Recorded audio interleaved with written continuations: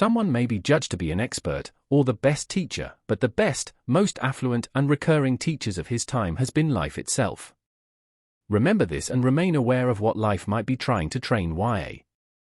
Also worth remembering, especially if you're teaching another, but also apply to yourself for self-enhancing, is that we learn and recall best from experience, not speech or writing.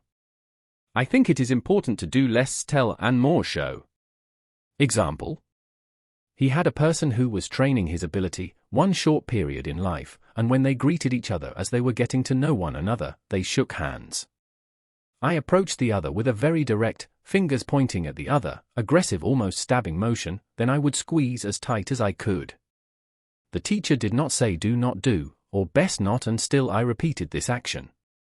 Then one day, in demonstration mode, the teacher went to shake hands, but he swung his arm in from the side, his palm upwards, and waited until I realized what he was doing, then he squeezed my hand very tightly. Ouch, why did YA do that? He very soon appreciated that he should stop himself, a firm handshake is enough.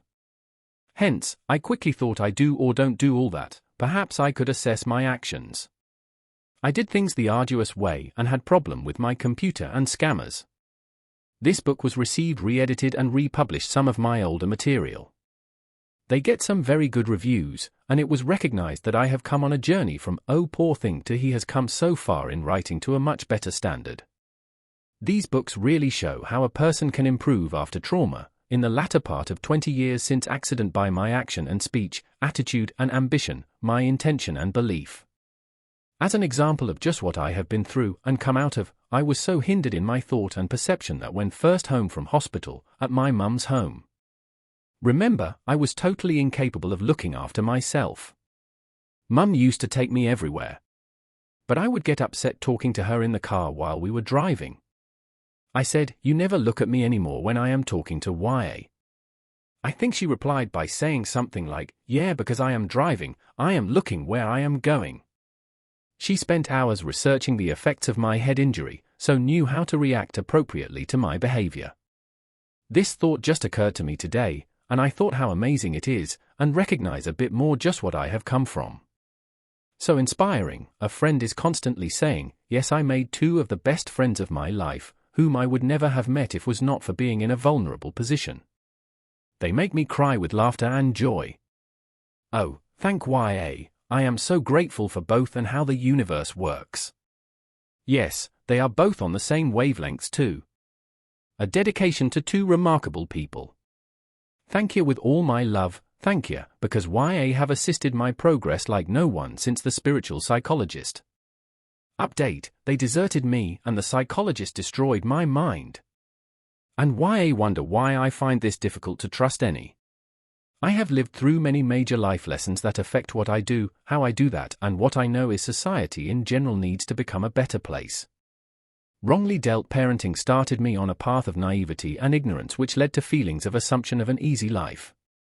So I believe I have something to teach through my writing, talks and personal decor both to adults and teens with some very important lessons. Adults.